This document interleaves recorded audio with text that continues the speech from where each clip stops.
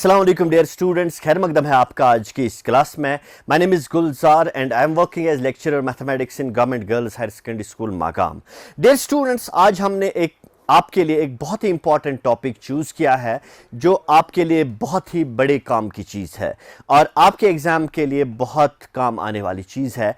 वो है रोलीज theorem and its application. आपके सिलेबस में रोलीज थ्योरम है, इसका स्टेटमेंट है, इसकी एप्लीकेशन है, and proof of this theorem is beyond the scope of your book.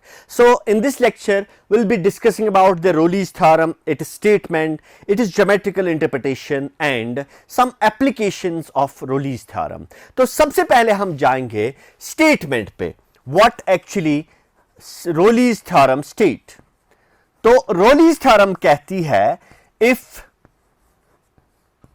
f of x is a real valued function, अगर हमारे पास एक फंक्शन है f ऑफ x और रियल फंक्शन है विच सेटिस्फाइज सच दैट, मैं लिखता हूं नंबर वन, विच satisfies three conditions, तीन कंडीशन सेटिस्फाई करनी चाहिए ये function. Number one, f of x is continuous in closed interval ab। ठीक है, this is the first condition. That means it should be continuous in the closed interval ab. Number two, f of x is differentiable in open interval ab, यानी f dash x exists in open interval ab. This is the second property f of x should have. Now the third property is f of a should be equal to f of b. मैं आपको एक figure के जरिए समझाऊंगा what actually Rollies theorem states. अगर हमारे पास एक function है, a और b दो पॉइंट्स हैं, इनके बीच में एक फंक्शन है y is equal to f of x। मान लीजिए इसका ग्राफ ये है,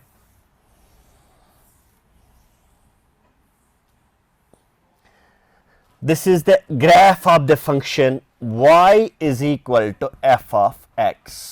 ठीक है, तो ये जो फंक्शन है it should satisfy three conditions. Number one, it should be continuous in the closed interval ab। continuous का मतलब है इसका जो ग्राफ है ये कंटिन्यूअस होना चाहिए। It should not be with breaks, it should be without breaks, it should be without gaps. तो ब्रेक्स और गैप्स का क्या मतलब है? अगर हमारे पास कोई ग्राफ होता है ऐसे, ठीक है, उसको डिसकंटिन्यूअस ग्राफ कहते हैं हम। ये आपने ऑलरेडी पढ़ा है कॉन्टिन्यूटी एंड डिफरेंशिएबिलिटी में आपने। तो यहां पे जो पहली कंडीशन है, it should be continuous in the closed interval A B, यानी ए बी इंटरवल में ये continuous होनी चाहिए ये function. This is the first property f of x should have. Now the second property is it should be differentiable in the open interval ab, यानी इसकी जो differentiation है वो exist करनी चाहिए a b open interval में, यानी a और b जो end points हैं उनको exclude करके इनके बीच में जो भी point है उस पे derivative exist करना चाहिए। ठीक है, now the third condition is f of a should be equal to f of b, यानी इस पे और इस पे जो पॉइंट्स जो है इन दो पॉइंट्स पे फंक्शन का जो वैल्यू है, this is f of b, this is f of a, ये जो है ये सेम होना चाहिए, यानी f of a must be equal to f of b. These are the three conditions a function should satisfy if it has to satisfy the Rollies theorem. तो Rollies theorem कहती है if a function is continuous in the closed interval ab, it is differentiable in the open interval ab, and the value of the function on the end points of the interval is same, then now the conclusion of the Rollies theorem is then there exists, this is the symbol for there exists, at least one real number between a and b, or you can say one real number in ab. Such that F dash C is equal to 0। इसका मतलब यह है कि ए और B के बीच कम से कम एक point ऐसा होना चाहिए, यानी यहां पे एक पॉइंट ऐसा होना चाहिए जिस पे डिफरेंशिएशन ऑफ द फंक्शन जो है वो 0 के बराबर होना चाहिए, यानी F dash X should be equal to 0 when we take x equal to c। यानी रोलीज थ्योरम कहती है कि there must exist at least one point c between a and b where the derivative of the function is equal to 0। आपने समझ लिया? अगर आपने नहीं समझ लिया तो मैं आपको इसकी ज्योमेट्रिकल मीनिंग बताता हूं, उसके बाद आप अच्छी तरह से समझ पाएंगे इस रोलीज थ्योरम के स्टेटमेंट को। ठीक है, तो रोलीज थ्योरम का अगर हम ज्योमेट्रिकल इंटरप्रिटेशन देखेंगे, फर्स्ट ऑफ ऑल आपने ये कॉपी किया होगा, this is the statement of Rolle's theorem. Now we will be discussing about the geometrical interpretation of the Rolle's theorem. ये मैंने कहा this is the point C, यहां पे जो डेरिवेटिव होना चाहिए इस फंक्शन का वो 0 के बराबर होना चाहिए। ठीक है, तो अब हम ज्योमेट्रिकल इंटरप्रिटेशन करेंगे डिस्कस इस रोलीज थ्योरम की। What is geometrical interpretation of Rolle's theorem? This is the topic we are going to discuss about geometrical meaning और geometrical interpretation of Rolle's theorem.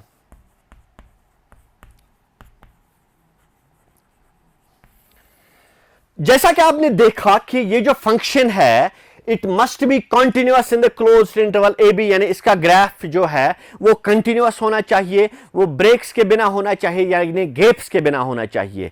इसके बाद नंबर 2 जो है F dash X exists in open interval A B, यानी A और B के बीच जो है डेरिवेटिव एग्जिस्ट करना चाहिए। इसके बाद third property is F of A is equal to F of B. अगर कोई फंक्शन ये 3 प्रॉपर्टी सेटिस्फाई करती है then there must exist a number C in open interval A B, जहां पे मैंने अभी कहा कि derivative must be equal to 0. Geometrical meaning of this conclusion is that there must be at least one point C where the slope of the tangent to the curve must be equal to 0। क्योंकि जब हम derivative की बात करते हैं हम slope की बात करते हैं, यानी slope of this tangent, slope of the tangent at this point must be equal to 0। और आपको पता है कि slope of which tangent is 0? Slope of that tangent is 0 which is parallel to x-axis।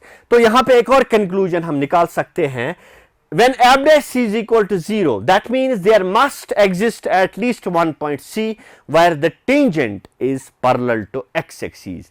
यानी अगर c यहां पे है, इस पे हम टेंजेंट ड्रॉ करेंगे, वो एक्स एक्सिस के पैरेलल होना चाहिए। अगर यहां पे सी है, इस पे टेंजेंट ड्रॉ करेंगे, वो भी पैरेलल होना चाहिए एक्स एक्सिस के। या यहां पे हम ड्रॉ करेंगे टेंजेंट, वो भी हम जब टेंजेंट ड्रॉ करेंगे that must be parallel to X axis. So the geometrical meaning और geometrical interpretation of Rolle's theorem is that there must exist a point C where the tangent is parallel to x-axis, or you can say where the tangent slope is 0। ठीक है, तो proof of this theorem is beyond the scope of your book। so आपके syllabus में भी statement है और application है। इससे पहले हम एप्लीकेशन पोर्शन पे जाएंगे, मैं आपको यहां पे बताना चाहूंगा the converse of this Rollies theorem may or may not be true। that means it is not always true। you can have a function, you can have the derivative of a function equal to 0 which does not satisfy the conditions of Rollies theorem। ठीक है, अब ये था statement of Rolle's theorem और ये है geometrical meaning of Rolle's theorem. ठीक है, now will be discussing about the application of this Rolle's theorem on certain functions. ठीक है, आपकी एक्सरसाइज में, आपके मैथ पे जो एक्सरसाइज है उसमें रोलीज थ्योरम के कुछ क्वेश्चंस हैं वो हम सॉल्व करेंगे यहां पे, और वही कहलाती है applications of Rollies theorem, वही questions applications of Rollies theorem कहलाते हैं, ठीक. Like we have verify Rollies theorem for the function f of x is equal to x square 2x minus 8. F of x is equal to x square minus 2x plus 8. This is the function and we have to verify it on the interval x belongs to the closed interval minus 4 2. This is the closed interval और ये है function x square minus 2x plus 8. हमें verify करना है क्या ये function रोलीज theorem satisfy करती है या नहीं करती है, और अगर करती है then we have to find out the value of c, जहां पे टेंजेंट जो है x एक्सिस के पैरेलल है या जहां पे टेंजेंट का जो स्लोप है वो 0 के बराबर होना चाहिए, ठीक है. Now let's try to check whether it satisfies the Rolle's theorem conditions or not. First condition is continuity. You must be aware about the fact that every polynomial is a continuous function. In fact, polynomials are everywhere continuous functions. So f of x is equal to x square minus 2x plus 8 is of course a polynomial. Yes, x square plus 2x, this is actually x square plus 2x minus 8. So plus 2x minus 8. आप इस पे भी verify कर सकते हैं, लेकिन आपकी text book में है x square plus 2x minus 8. ये क्वेश्चन हम सॉल्व करने की कोशिश करेंगे. This is minus 8 here. तो ये हम चेक करेंगे क्या ये रोलीज थ्योरम की कंडीशन सेटिस्फाई करता है कि नहीं करता है. First of all we write f of x is equal to x square plus 2x minus 8 is a polynomial. जब ये पॉलिनोमियल है तो you know polynomials are everywhere continuous functions. In particular it is continuous in minus 4 2 closed interval. Therefore since it is a polynomial, therefore f of x is continuous everywhere. It is, मैं लिखता हूं यहां पे, it is continuous everywhere. In particular it is continuous in closed interval minus 4 2. ठीक है, इसका मतलब यह है it satisfies the first condition of Rolle's theorem. Now let us discuss about the second condition, that is the derivative must exist within the interval minus 4 2. Now let us differentiate the function. This is f dash x is equal to 2x plus 2. ठीक है, 2x plus 2, this is its derivative. अगर आप देखेंगे 2x plus 2 it exists between minus 4 and 2. That means there is no point between minus 4 and 2 which when satisfied, when supplied or when substituted in this function gets an indeterminate value. कोई ऐसा point ही नहीं है जिसको हम इन दो के बीच choose करें जो यहां पे इस फंक्शन को नॉन डिफाइंड फंक्शन बनाए. So I can write this exists in open interval minus 4 2. कहने का मतलब यह है कि ये जो फंक्शन है डेरिवेटिव है ये डिफाइंड है minus 4 और 2 के बीच में. That means this is the function which satisfies the second condition of Rollies theorem as well.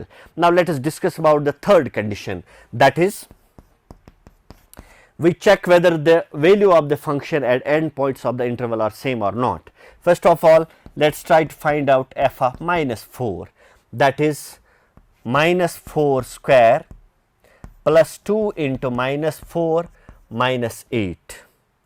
This is 16, minus 4 square 16, this is minus 8, this is minus 8. Minus 8 minus 8 16 plus 16, that is 0. अब देखिए what is f of 2 equal to? F of 2, f of 2 means 2 square plus 2 into 2 minus 8. 2 square मतलब 4, 2 into 2 मतलब 4 minus 8, that is equal to 0. Therefore f of minus 4 is equal to f of 2. Thus the value of the function at endpoints of the interval is same. ठीक है, so we can conclude that the given function satisfies all the three conditions of Rollies theorem. मैं लिखता हूं therefore f of x satisfies all the three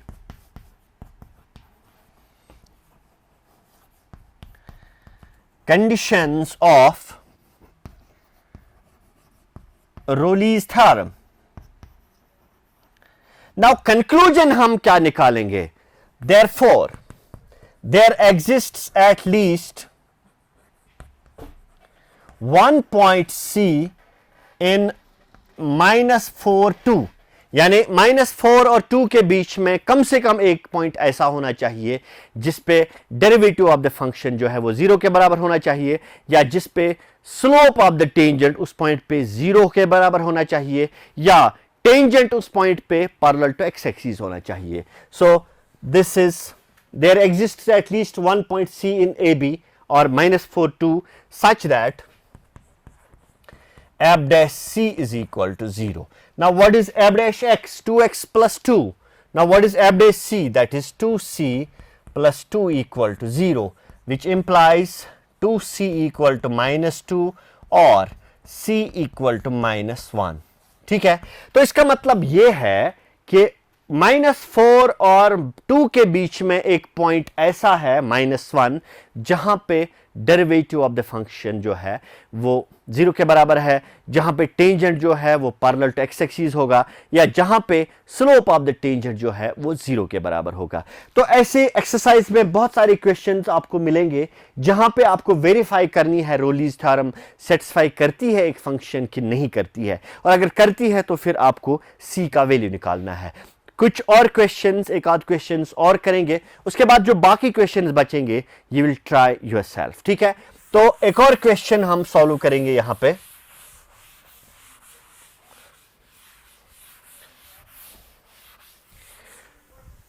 और this was a question based on algebraic functions.